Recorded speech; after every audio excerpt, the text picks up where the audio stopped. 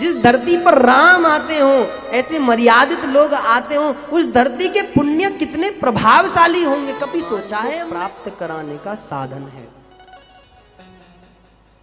भक्ति बड़ी शक्तिशाली चीज है। यदि ये राष्ट्र में मिल जाती है तो ये राष्ट्र भक्ति कहलाती है। मान लो कोई व्यक्ति अपने राष्ट्र के लिए समर्पित हो तो उसे हम क्या कहते हैं? राष्ट्र भक्त कहते हैं। यदि कोई व्यक्ति अपने देश के लिए समर्पित हो तो उसे हम क्या कहते हैं? हम उसे देशभक्त कहते हैं। यदि कोई व्यक्ति अपने माता पिताओं के लिए समर्पित हो तो उसे हम क्या कहते हैं? मातृ पितृ भक्त कहते हैं। और कोई व्यक्ति भगवान के लिए समर्पित हो तो उसे हम भगवद भक्त कहते हैं। ये भक्ति इतनी प्रभावशाली चीज है, इसके बिना जीवन निर्रस है। इसके यदि जिसके जीवन से भक्ति निकल जाती है तो उसका जीवन निर्रस हो जाता है, उसके जीवन में सुख नहीं होता।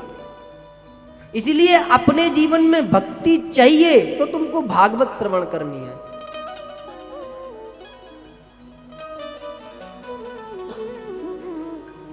सूत जी महाराज सौनकादिक 88,000 ऋषि मुनियों को नैमिषारण्य की भूमि में यह कथा श्रवण करा रहे हैं। अब जब नैमिषारण्य में उपस्थित सौनकादिक 88,000 ऋषियों को ये विवरण सुनाया, ये प्रसंग सुनाया,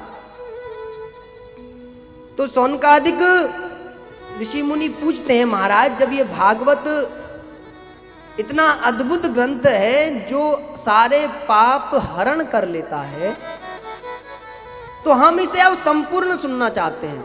मैंने कल भी कहा था, भागवत संतों की प्रसादी है। ये भागवत के जितने भी श्लोक है ना, ये वेदव्यास जी के द्वारा बोले हुए और भगवान गणेश के द्वारा लिखे हुए हैं। और उसके बाद में जब सूत ने ये 88,000 ऋषि मुनियों को सुना दिया तो इन्हीं ऋषि मुनियों ने जन जन में जाकर के इस भागवत का प्रचार और प्रसार किया है। सौनकादिक 88 ऋषि मुनि कहते हैं, त्वया खलु पुराणानि सेतिहासानि चानघ आख्यातान्यप्यधीतानि धर्मशास्त्राणि यानि। महाराज आप इतिहास के जानकार हो, ध्यान से सुनना, आप इतिहास के जानकार हो। यह जो भारत का अद्भुत इतिहास है, आप इसे हमें संपूर्ण और अच्छे से सुनाइएगा। ये जो भागवत है ये भारत का इतिहास है। जो हमको आज विद्यालयों के अंदर इतिहास पढ़ाया जाता है वो इतिहास भारत का इतिहास नहीं है। वो केवल भारत के लोगों पर हुआ अत्याचार का इतिहास है। चाहे हम औरंगजेब के बारे में सुनते हों, चाहे हम बाबर के बारे में सुनते हों, चाहे भारत पर हुए आक्रमण के बारे में सुनते हों, वो भारत के लोगों के ऊपर जो अत्याचार हुआ है उसका इतिहास आज तक हमको पढ़ाया गया। हमें बताया गया कि हम कितने वर्ष तक गुलाम रहे, हमें बताया गया कि हमारे कितने मंदिर तोड़े गए, हमें बताया गया हमारे कितने लोगों की हत्याएं धर्म के आधार पर की गई। मानो हम सबसे दुनिया के कमजोर लोग थे।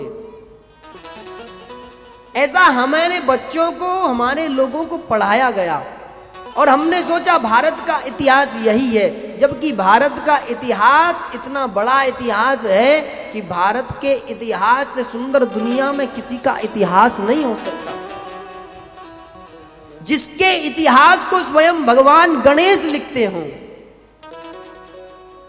जिसके इतिहास को स्वयं जिस धरती पर आकर के भगवान जिसके बारे में वर्णन करते हो, जो कहते हो कि जब जब मेरा जन्म होगा तो भारत की भूमि पर होगा, भगवान जिसको कहते हो, तो सोचो उस देश का इतिहास कितना सुंदर होगा। किसी व्यक्ति को अपने देश का इतिहास देखना है तो एक बार वो पुराणों की तरफ आए कि कितना सुंदर इतिहास है।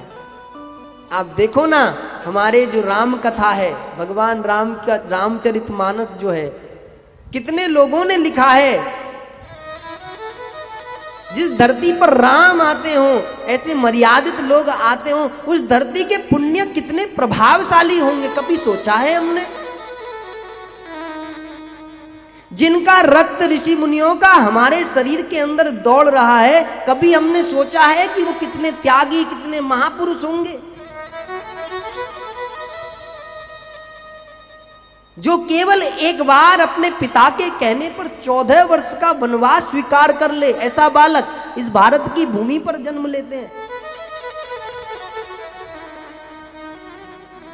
लेकिन हमको तो लंबे समय से गुलामियत का इतिहास पढ़ाया गया, तो इसलिए मानसिकता भी गुलाम जैसी हो गई।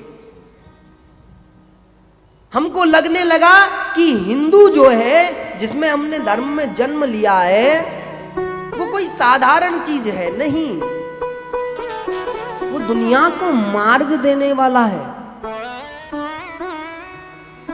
यदि दुनिया में सबसे बड़ा गौरव का विषय है तो वो हिंदू ही होना है। जब काफी सारे पुण्य उदय होते हैं, तब जाकर के हिंदू धर्म में व्यक्ति का जन्म होता है।